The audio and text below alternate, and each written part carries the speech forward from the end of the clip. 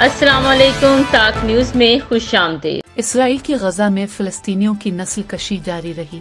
24 گھنٹے میں مزید 40 فلسطینی شہید اور 203 زخمی ہو گئے۔ خان یونس میں اسرائیلی بمباری سے 14 فلسطینی بچے اور خواتین شہید ہو گئے۔ جبلہ میں اسرائیلی حملے سے 10 فلسطینی شہید اور درجنوں زخمی ہو گئے۔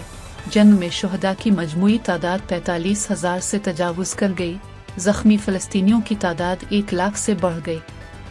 غزہ میں ہلاک ہونے والے اسرائیلی فوجیوں کی تعداد 818 ہو گئی۔ حماس اور حزب اللہ کے ہاتھوں 68 اسرائیلی پولیس اہلکار بھی مارے گئے۔ اسرائیل نے اپنے مرنے والے فوجیوں کی تعداد جاری کر دی۔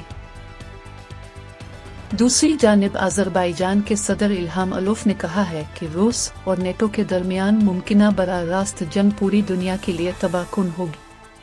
انہوں نے روسی میڈیا کو انٹرویو میں کہا کہ اس طرح کے تصادم کا تصور ایک قیامت جیسا ہے جس میں کوئی فاتح نہیں ہوگا اور کوئی بھی قوم، حتیٰ کہ نیٹو اور روس کے علاقوں سے دور رہنے والے بھی اس کے اثرات سے محفوظ نہیں رہ سکیں گے۔